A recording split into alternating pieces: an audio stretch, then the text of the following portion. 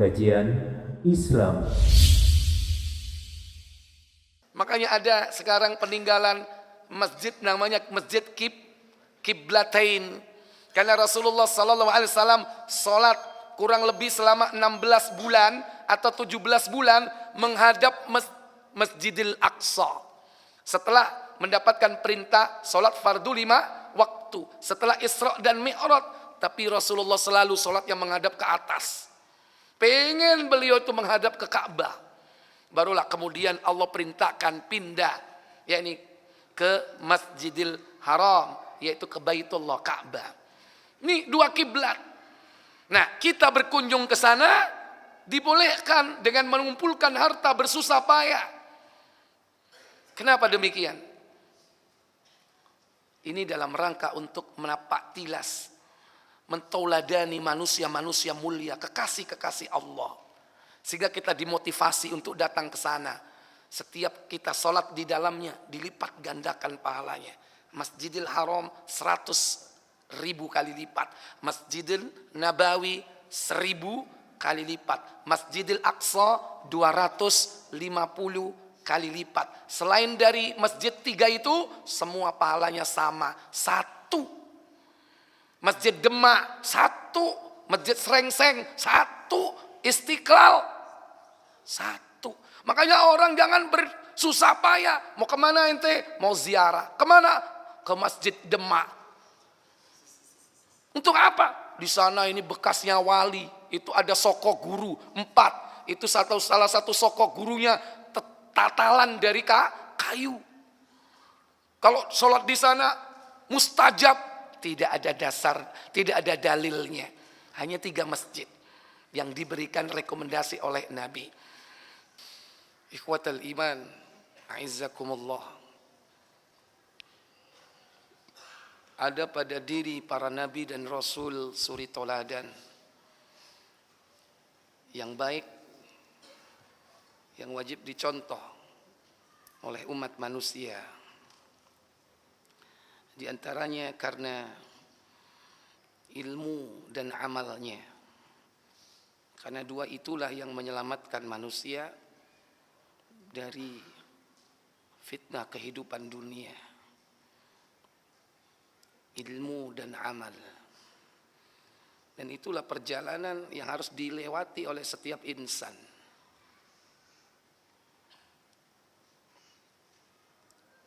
Menurut Syekh Muhammad bin Abdul Wahab, perjalanan itu melalui 4 tahap. Yakni mulai dari ilmu, kemudian beramal sesuai ilmu, baru kemudian berdakwah, dan kemudian sabar terhadap segala macam gangguan yang menimpanya. Sejalan dengan ayat Allah tadi dalam surah Al-Asr, wal 'asr innal insana lafi khusrin illa alladziina amanu wa 'amilus salihati wa tawassaw bil haqqi wa tawassaw bis sabr.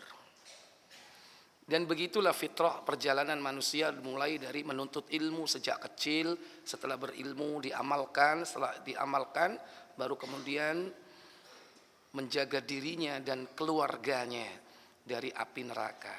Di situ terkandung makna dakwah, yakni mendakwai orang-orang terdekat, baru kemudian setelahnya yaitu orang-orang yang menjadi mad'u, orang-orang yang harus didakwai, ditegakkan, yakni kebenaran.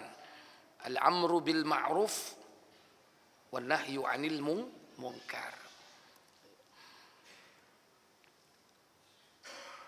Allah tabaraka wa ta'ala mensifati Nabi Ishak sebagaimana abahnya, yakni orang tuanya Ibrahim, dan kelak yakni anaknya yang bernama Yakub, dengan orang-orang yang memiliki ilmu yang bermanfaat untuk kehidupan umat manusia. Sehingga keturunan-keturunan mereka ini banyak yang mewarisi ilmu-ilmu dari mereka. Sehingga Bani Israel, keturunan dari Yakub, mereka juga orang yang memiliki banyak ilmu. Sehingga ketika datang kepada Nabi selalu bertanya, tapi bukan untuk apa? Bukan untuk belajar ilmu, tapi ngetes. Sering itu kalau datang ke Rasulullah itu bukan bertanya untuk mengetahui sesuatu yang tidak diketahui. Mereka sudah tahu. Tapi mereka mencoba cross check apa benar. Ternyata benar semua. Karena sumbernya satu. Ilmu itu dari Allah Jalla wa'ala. Baik, kita lanjutkan. Nabiullah Ishaq, dia diutus untuk penduduk Kanaan, yaitu negeri Palestina. Dalam sebuah sumber yang juga perlu dipertanyakan, dikatakan usianya 180 tahun. Dia menikah dengan seorang wanita yang bernama Rifqah.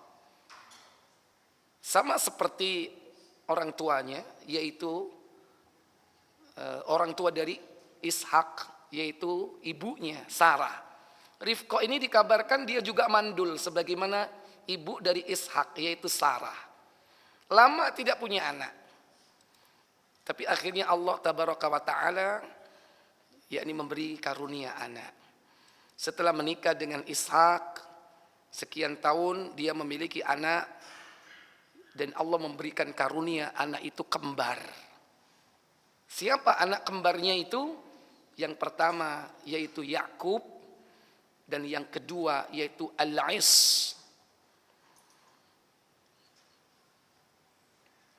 Yakub inilah nanti yang akan menurunkan nabi-nabi di kalangan Bani Israel. Karena Yakub itu sendiri adalah Israel. Makanya Bani Israel berarti keturunan Nabi Yakub. Adapun Al-Is, saudara kembar dari Yakub, ini nanti yang akan menurunkan yakni bangsa Romawi. Bangsa Romawi. Yang satu yaitu bangsa Israel, Bani Israel. Yang satunya dari Is ini menurunkan yakni bangsa Romawi. Atau disebut dengan Bani siapa? Bani Ishak. Bani Ishak. Bani Ishak ini termasuk yakni keturunan dari Yakub, juga keturunan dari Ais. Nah, sampai hari ini keturunan mereka masih ada, yaitu baik dari keturunan Yakub atau Bani Israel ataupun dari keturunan Ais, yaitu bangsa Romawi. Allah Jalla wa'ala memberikan yakni keberkahan yang melimpah yakni bagi keturunan Nabi Ibrahim ini, baik yakni keturunan dari Hajar maupun dari Sarah. Khususnya di dalam surah As-Saffat ayat yang ke-113, Allah Jalla wa'ala berfirman, wa barakna alaihi ala ishaqa, dan kami berkati dia Ibrahim, wa Ishaqa, dan juga Ishak, keturunan dari Ibrahim. Demikian pula wa min dzurriyyatihima, dan keturunan dari keduanya, keturunan dari Ibrahim yang nanti ada Ismail dan menurunkan bangsa Arab, dan juga keturunan dari Ishak, putranya Ibrahim yang kedua. Allah turunkan keberkahan kepada mereka. Tapi ingat, Allah katakan dzurriyyatihima, keturunan dari keduanya itu muhsinun wa zalimun, ada yang baik, ada yang zalim. Ada muhsinun wa zalimun li nafsi, ada yang baik, ada yang mendolimi dirinya sendiri dengan kezaliman yang nyata.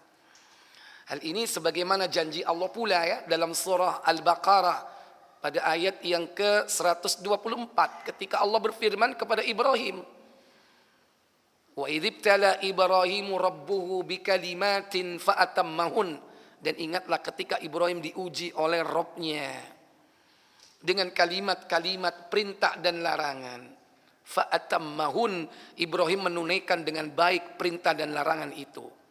Lantas Allah berfirman, Qala inni ja'iluka linnasi imama. Aku akan menjadikan kau Ibrahim sebagai pemimpin untuk umat manusia. Maka Nabi Ibrahim berdoa, qala wa min dzurriyyati. Bukan hanya saja saya ya Allah, juga keturunanku, jadikan mereka pemimpin. Pemimpin umat manusia. Apa jawab Allah? Bukan mengiyakan, tapi dijawab, qala la yanalu ahdiz zalimin. Janjiku ini tidak akan mengenai orang-orang yang zalim. Artinya apa? Di antara keturunan Nabi Ibrahim, baik dari Ismail maupun dari Ishak, seterusnya Yakub, ada di antara mereka orang-orang yang zalimul li nafsi, yaitu mendolimi dirinya. Bagaimana kisah Bani Israel? Bagaimana kisah bangsa Arab yang mereka berbuat syirik sampai zaman Nabi Muhammad sallallahu alaihi wasallam. Nah, itu bagian dari janji Allah. Sama seperti kita. Itu sudah merupakan sunnatullah. Kita ini punya anak, kadang ada yang baik, kadang ada yang buruk.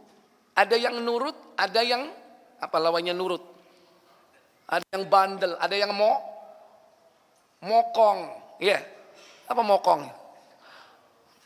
Ada yang bandel, ada yang nurut. Sama. Makanya selalu diperingatkan. Jangankan mereka jangankan kita manusia biasa, para nabi saja seperti itu.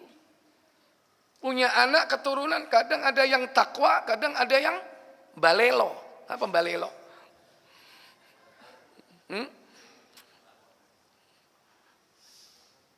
Sehingga Allah peringatkan, hai orang-orang yang beriman, hati-hati. Sesungguhnya di antara istri-istrimu dan anak-anakmu ada yang jadi musuh. Termasuk anak-anak kita bisa jadi musuh buat kita. Tapi kadang ada banyak kasus-kasus yang tidak terduga. Di awal dia musuh kita, di akhir kehidupan sebelum kita mati atau setelah kita mati, justru dia menjadi orang yang bermanfaat untuk kita. Kita nggak tahu perjalanan hidup anak kita. Kadang ada anak itu sadar setelah kita mati. Kita sudah kurang apa? Mengajak anak kita untuk hijrah, untuk taat kepada Allah. Tapi tidak bergeming, tetap saja tidak berubah. Begitu ditinggal oleh orang tuanya, sadar dia kembali kepada Allah.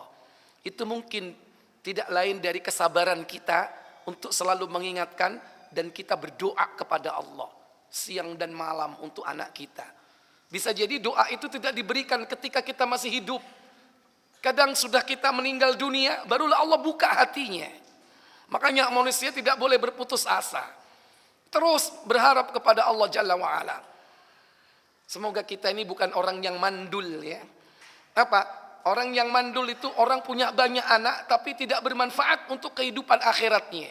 Justru anak-anaknya sebagai beban berat yang justru menggiring orang tuanya menuju kepada neraka. Karena berat tanggung jawabnya. Nah, kita berharap siapa di antara anak-anak kita nanti menjadi anak-anak yang saleh. Nah, kita jangan lupa berdoa. Makanya di dalam hadis Abu Dawud, Nabi SAW pernah mengatakan di nomor 4737 bahwa ketika itu Nabiullah Muhammad SAW mendoakan cucunya, yakni Hasan dan Husain. Hadis yang diriwayatkan dari Abdullah bin Abbas radhiyallahu taala an. Ibnu Abbasin qal, Ibnu Abbas berkata, kana Nabi sallallahu alaihi wasallam, adalah Nabi sallallahu alaihi wasallam yu'awwidul Hasan wal Husain. Beliau mendoakan Hasan dan Husain dengan kalimat apa? U'idzukuma bikalimatillahi tammati min kulli syaitan, min kulli syaitani wa hammah, wa min kulli ainil lammah. Yang artinya, aku mintakan perlindungan kepada Allah keduanya dengan kalimat-kalimat Allah yang sempurna dari segala macam godaan syaitan. hammatin wa min kulli ainil lamma, yaitu syaitan yang melakukan kejahatan, dan juga termasuk yakni berlindung dari binatang buas yang mematikan, wa min kulli ainil lamma, dan juga dari pandangan mata yang dengki. Bisa jadi ada penyakit apa tadi? Ain. Nah, ini perlu diucapkan untuk anak-anak kita, dan biasanya dibaca ketika anak kita lahir. U'idzuka bikalimatillahi tammati min kulli syaitani wa hamma wa min kulli ainil lamma. Kemudian Nabi mengatakan, beliau berkata, dahulu ayah kalian Ibrahim alaihissalatu wassalam pernah berdoa dengannya, memohon perlindungan untuk siapa? Ismail dan Ishak. Dua-duanya putra yang jadi nabi ini ternyata didoakan dengan doa itu. U'idzukuma, aku mintakan kalian perlindungan kepada Allah.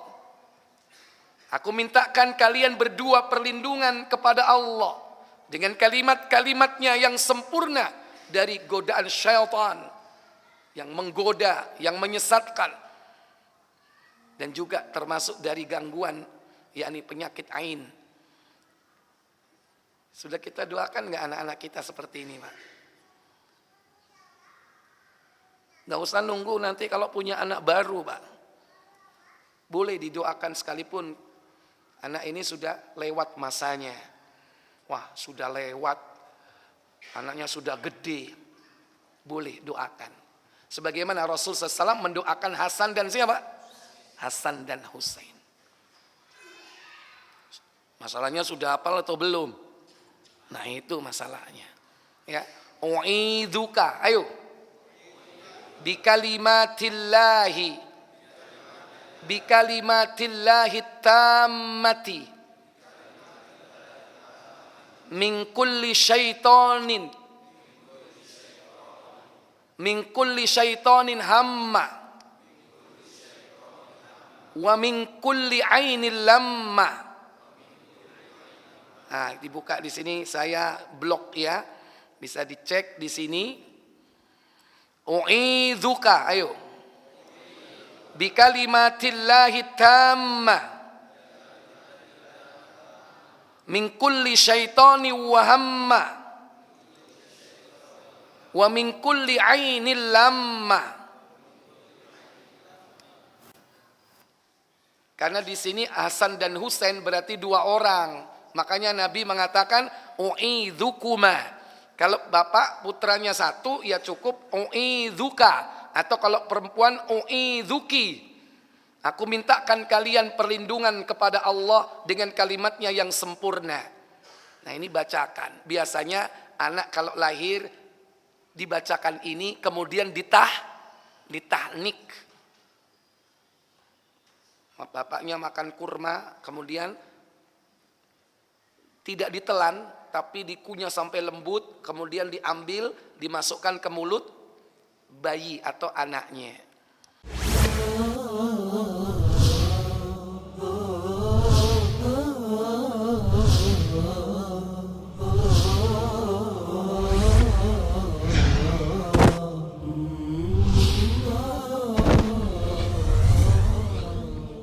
Kajian Islam.